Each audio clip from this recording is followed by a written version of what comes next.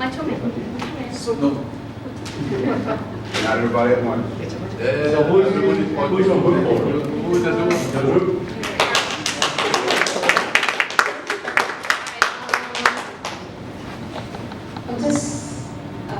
This is what we've discussed. So I think we're quite enthusiastic to start with the first year. We're going to perform ad hoc committee at our institutional level. So like me, myself from UPM, so we'll talk, I'll talk with Go and Chan, my colleague, and perform an ad hoc committee, and we'll try to invite some of the young scientists, because normally the one who likes to do the work is young scientists. So we'll try to involve them as well.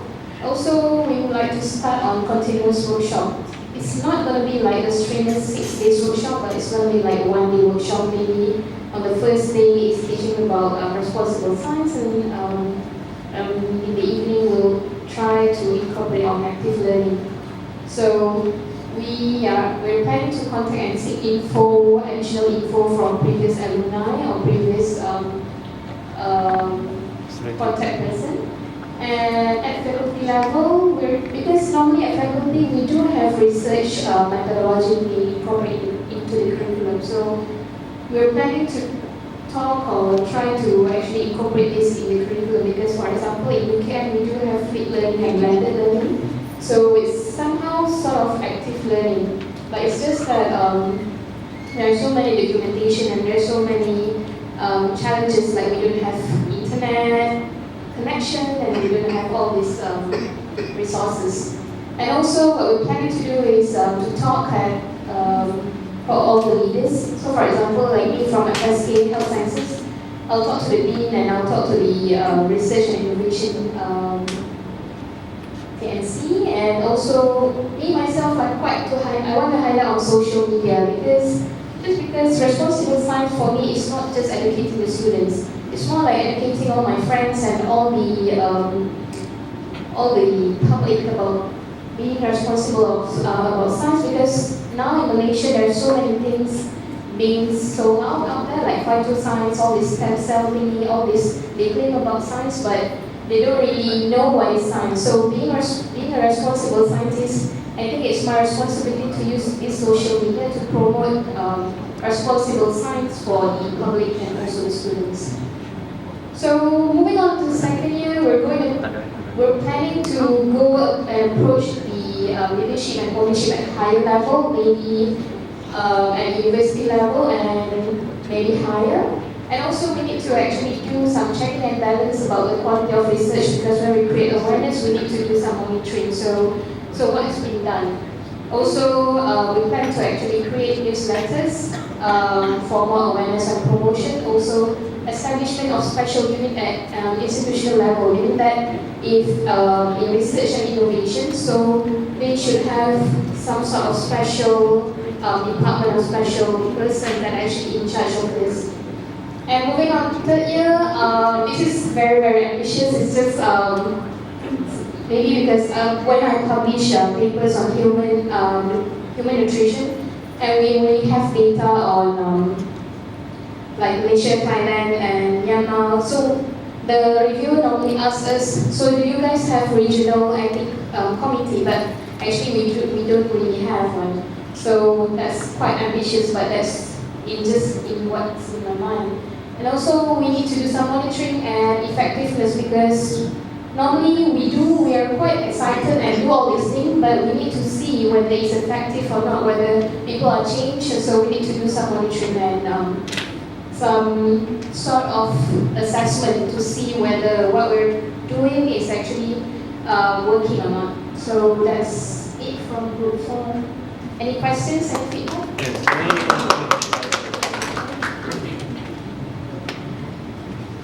Any of you guys can help. Where's my Group 4? Just for your monitoring and effectiveness, it's helpful to think about that right at the beginning. So what are you going to be looking for? What sort of markers or what sort of evidence do you want to find, or as a measure of your effectiveness? So if you do it 3 years down the line, you might think, well, I wish I'd thought of this or that. So when you're thinking of monitoring and effectiveness, think of some of those things very early on. What is the situation want to see, and then have some measures, maybe short term, medium term, long term. Okay. Wanna add on? Yeah, because on the monitoring, we can actually encounter on the grant assessment as well as grant monitoring in terms of respondent science on the ethics and other things. Because I think that's all in place. I think we just have to strengthen it up the existing platform. Thank you. All right, thank you.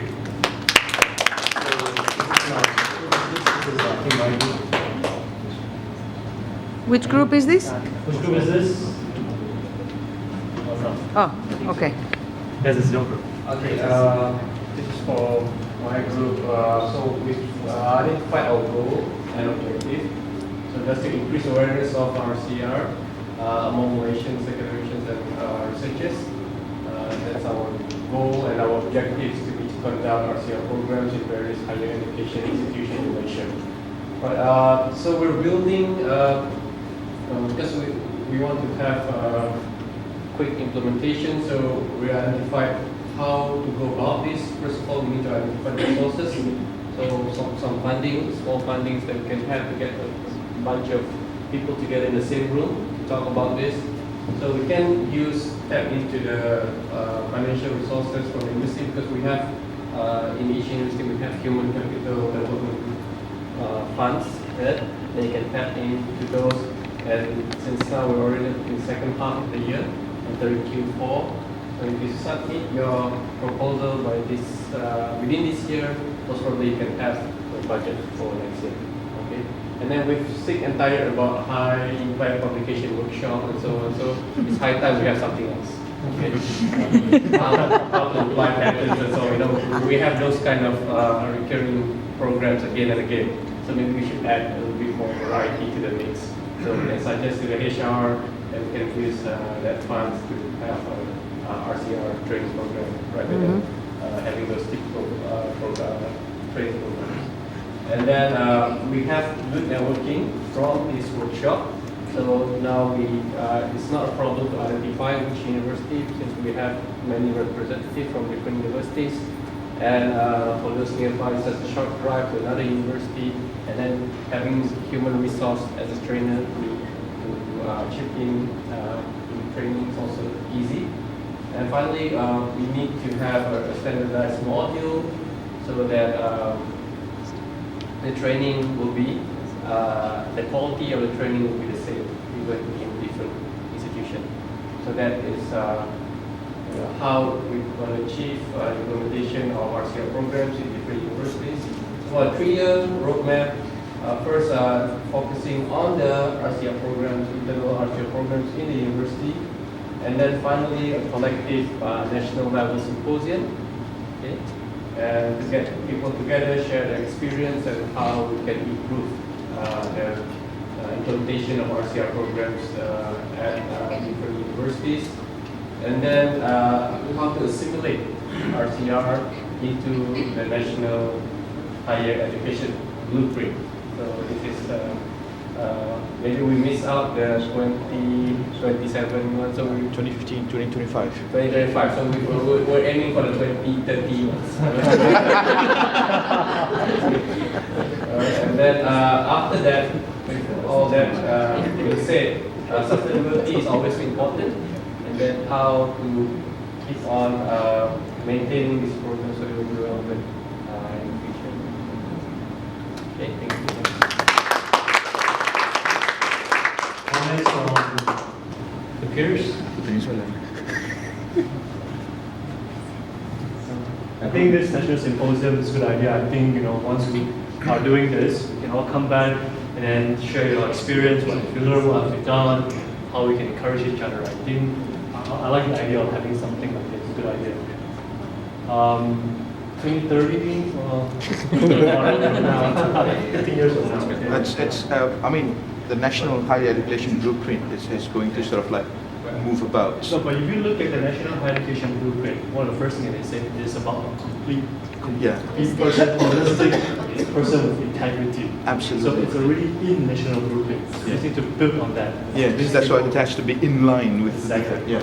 So we don't have to wait 2 days, but we can do it today.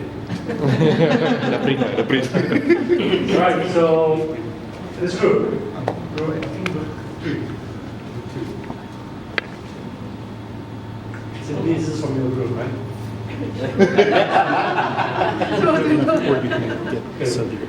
Closer. Okay. Thank you. Okay, this from group 3 is a very direct roadmap. So in the first year, we plan to start with setting up a working group. Actually, what we mean by working group is we are trying to collect the like-minded people to work on this together. Because as you can see, in the further on the year, there's a lot of things to do other than just coming up with modules. Like we have to look for funding, we have to look for so many things. So we need a big group of people that has the same enthusiasm and motivation to work toward the same goal. So this is what we're going to do in the first year. And I believe now we already have certain group resolved up, like we have the ASM, this one, then with UTM also have a group on themselves, UPM. So it's not so difficult to get this done. It's just that we need to promote it within the university itself to get more people coming to us. And then once we have this, we will also start to develop a module. Why we start with developing the module first is because when we want to convince people later on, people usually ask us the first thing is, what is your plan? Do you have a module to support your workshop or your program? So we start with the development of a module, but this module probably will be a preliminary module, a starting outline of what we want to deliver. So based on this module, on year 2, we will then approach a third party or maybe the government or something to support our program, because later on we'll do a lot of roadshow and a lot of other workshops to get this spread out throughout the nation. So here we will present our ideas and try to secure some funding. And during this time, it's actually parallel with the module in the sense that we will also do some editing or do some finalizing changes to the first module that we have, so that we get the finalized one, which is more suitable for the country and adaptation.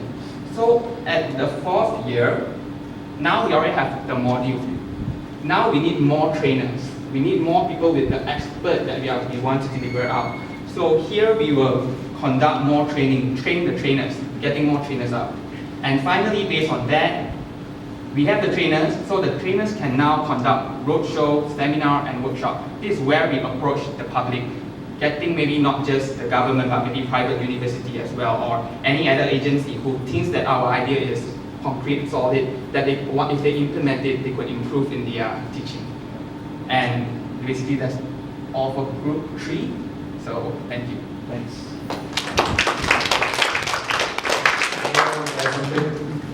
Comment? Sorry, I really think it's not really, the question is not really particularly to group 3s, but just some thought. I'm seriously thinking maybe we should collect some baseline. Particularly impressed with the papers shared by Elizabeth yesterday on the percentage of researchers committed sort of misconduct or cleaning up data and things like that. Maybe we should collect some baseline. And after we implement all these programs, 3 years afterwards, then we conduct another survey. But to do this survey on the researchers, I don't think we will get good feedback. But we should target the postgraduate students. If the postgraduate students committed this, I guess the supervisor will do the same thing. So maybe we should think about If you are serious about, Liz, and then Liz is going to say, if you are serious about doing surveys, we can certainly put you in touch with the people who have designed these surveys. Liz is one of them. And the authors of whose papers we showed, Brian and the others, are very good colleagues and friends of ours.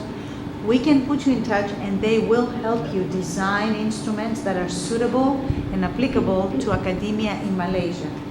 The reason that they were successful, one of the reasons that they were successful in getting such response to surveys, which are typically instruments that don't get a lot of feedback, is that it was anonymous.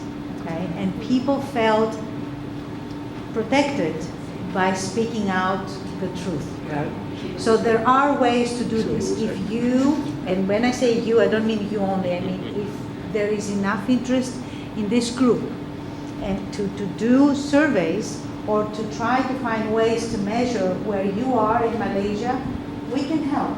There is no question about that. And if anyone's interested in doing a pre-program test, so testing knowledge to find out what students, including postdoctoral students, postgraduate, undergraduate students know, I have over 1,500 questions that have been used in multiple venues, and a 15-question test on basic points of RCR. Now, it's an American-based test. It may not apply, but it would be possible to collect questions from this 1,500 that could be used in Malaysia. And these were NIH-sponsored questions, so I'm supposed to share with them. I think what is important, the point that was highlighted, is actually in support of the programs that we have, which is more centered towards awareness, converting, making people aware of the good sciences, responsible sciences, and also the methodology of learning. I think this is taking one step further, where you need to strengthen all this with research. I think it's equally important.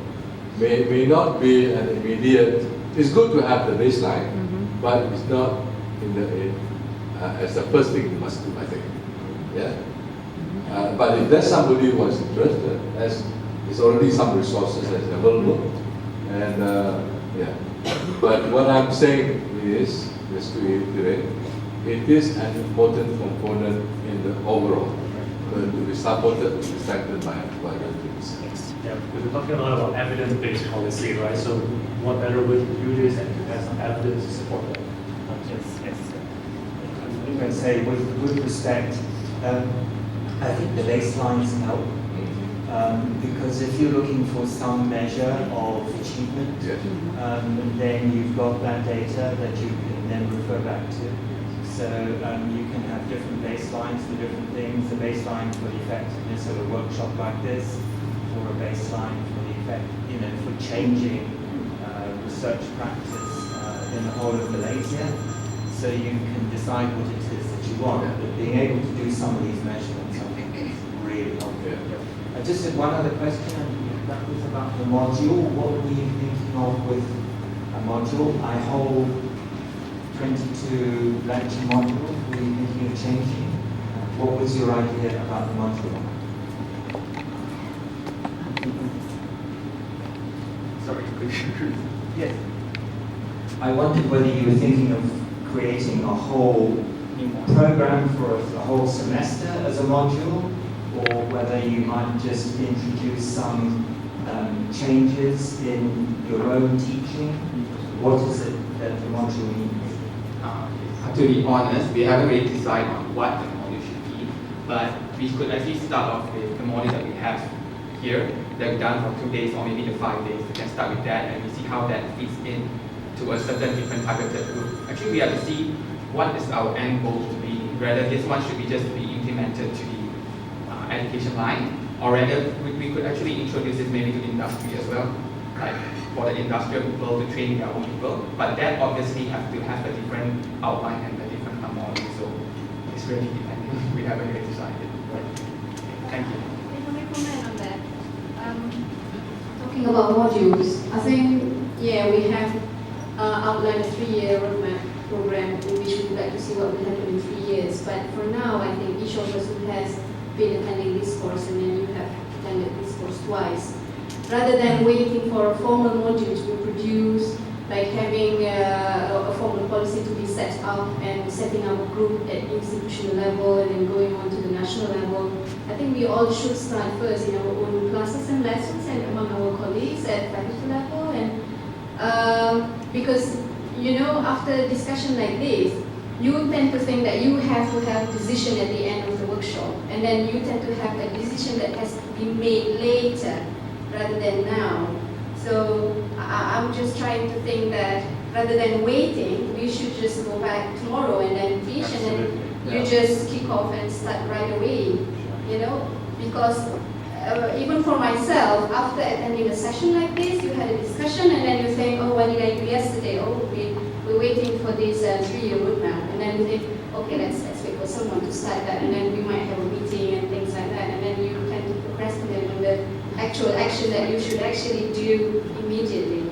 So go back and then just say, okay, we're going to start this lesson with introducing a little bit more responsible research conduct and things like that. Yes, and I think that's how things grow. Yes. You should Yes. just start. Yes. I don't know about you, but hearing that after a day and a half of workshop makes me very happy. I think I'm sure it's very satisfying for NAS team to hear that people are ready to do it, go to work tomorrow immediately. So you have a last comment before we? I have a very short one. Yeah, short one. Sorry. It is where we start. It's not that today, but it's the audience that is slightly more important. It's great that we start with young researchers. Perhaps us young researchers could actually influence our postgraduate students who would be researchers. And these postgraduate students, along with you, would go down slightly lower, the secondary levels. You have so many activities related to science, but none of them is specifically translated into responsible science. You do inventions, you think about transfer technology, you think about gaining money, yet most of the time the research is so applied that the science is lost in translation. Perhaps, someone has to do something about it. Someone has to go down and actually educate the young ones on responsibility. And it'll get easier the moment you come around. They sort of like mature postgraduate students. It's much easier for you to actually sort of like tone it down. I mean, it's 2 cents of money. So thanks. So last comment on so. Just very quickly, I think the enthusiasm here is incredible, but we all know and have had experiences that when we leave meetings where we're highly inspired, we go back home and nothing changes because all of the things are the status quo and we're too busy. So I think one of the things that you can begin to do is, as you were saying, you have to start tomorrow. So part of this, form a Facebook group, and figure out how you can stay in touch with each other. And then ultimately, the idea of divide and conquer is a really good thing. Figure out what you're particularly interested in, what you can do given all of the other responsibilities that you have, and then through Facebook or something else, work with the other people who are interested in doing something similar. Take on one thing at a time. And also try to think about the things that are the low-hanging fruit, the things that are easiest to do so that other people can see that you're successful. Because success will breed additional success. And so I think you're not going to change the world overnight. And I think you sound like you have a good plan here. And if you can begin to take it in complete pieces that you can bite off and take responsibility for and share with other people who have similar responsibilities, your workload is less ominous. Everybody has a chance to build in. And again, think about how do you measure the success of this? Where do you start? What kind of baseline information do you need? And then how do you move from there? Thank you. So we'll come to our last group before I give my concluding remarks. Can I invite someone to this group? Okay, So you guys are standing very far away. Force people around me. First of all, we try to utilize what we have learned, low tech tool, that this is assumed this is a PowerPoint. There are points there, but the only thing is that we don't have, there's no slideshow, so what can you see is can't swipe, But so when we come up with this strategy, actually we have this short-term strategy, medium-term and long-term strategy. Actually there's one more, it's an immediate strategy, but we didn't put it there. Because we always ask, where shall we go after this? Actually we shall go for lunch. But then I think that the immediate strategy shouldn't be there, because this thing is formal, so the one I consider is not formal. Anyway, so when we start with strategy, we have actually identified, the short term, medium term, and long term. So, in order to put in a chronological way, how you should produce. So we start with our home first. Let's say I'm from this faculty or this institute. We train the people among the same institute or same faculty. That's the first step. I just give you some idea. Why we have 3 different tiers of strategies. After you train the same faculty, same institute, the faculty faculty. So then you go to second tier, that you can cross-cut in different faculty, like engineering, from biomedical, it's still within the same universities. But then after that, you can cross with different universities. So that's basically the idea, from the same institute in the same universities, and this is within the universities, and this is between the universities. So this is something that we would like to work on it. So when you have within the same department, faculty, and institutes, so you identify the trainers and trainees, and also develop the RCR modules, the active learning, and seek for the support from top management. For example, if institute, you seek for the permission from the director, or let's say faculty from the dean. So I think this is within the department, faculty, institute. So and then when you go for the universities level, so we are actually trying to establish the trainers network. So among the universities, so who can be able to train the people, and we would like to stress that we have to really carefully identify the trainers. No point for the trainer to say that no, you cannot just put your name in the paper, but the trainer himself will self-tweet that.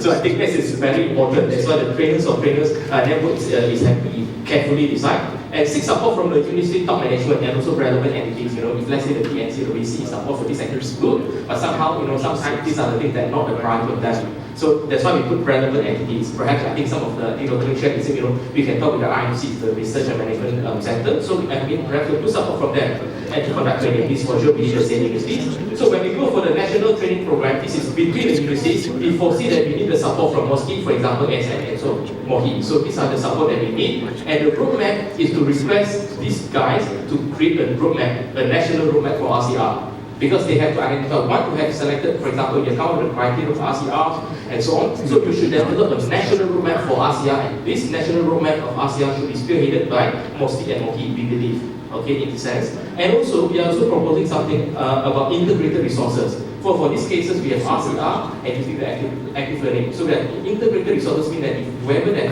have prepared certain materials, you can just upload for sharing. So we don't, but we can reinvent the wheel. So we can just use whatever material which is available, accessible, and can be downloaded and used for training. So basically, these are our roadmap for Group 1. So if I miss anything, please, beside the lunch, the short-term strategies. So if I miss anything, please. All right. Excellent, thank you very much. So I would invite one or two comments so that, as here I say, that's lunch, but before we go for lunch, I would like to say a few words, then we go for lunch. But any comments, any burning comments? All right, yes, Jay. One thing I forgot to mention before, and I want to build on what Domingue said before about building this from the bottom up. That's really important. But on the other hand, what we have experienced from our institutes in Egypt, I just came back from that 2 weeks ago before coming here, that the people who were running those, they essentially had gone to our institutes, and like Domingue and others have built this themselves. What they did was they invited some ministers of government, and they invited some of the vice presidents of their universities to actually come and experience the workshop. Because it's one thing to tell people about what the workshop is, but even if they can come for 1 or 2 days and experience the kinds of excitement that everybody is showing, that changes their minds. That gets them to say, we really need to begin to do this, and here's how I can help from my level. So I think, as you were talking about, both bottom up and top down, but you can't just tell the people at the top, just like you can't tell your students. It doesn't work. You have to engage them. So engaging these people who have no idea what active learning is about is one of the ways that you can begin. What about RCR, for that matter? And RCR. Yes. All right. Okay, so, yes, Jay. What I want to do is to bring you back to where we started. And that is, let's think in terms of what is our long-term goal. Where are we trying to get? And then once we decide where we're trying to get, let's think in terms of how we plan to get there. What are the objectives that will say to us that we know that we have achieved the goal that we set in mind? And all of us are scientists, and one of the criteria we hold our students to is that we ask them, what do you know and how do you know it? So let us hold ourselves to that same criteria. At the end, what do we know and how do we know it, and how will others know that we know something about it? All right, thank you. So let's go to our seats. So I'll show you 2 more slides, and then we can conclude this. Okay.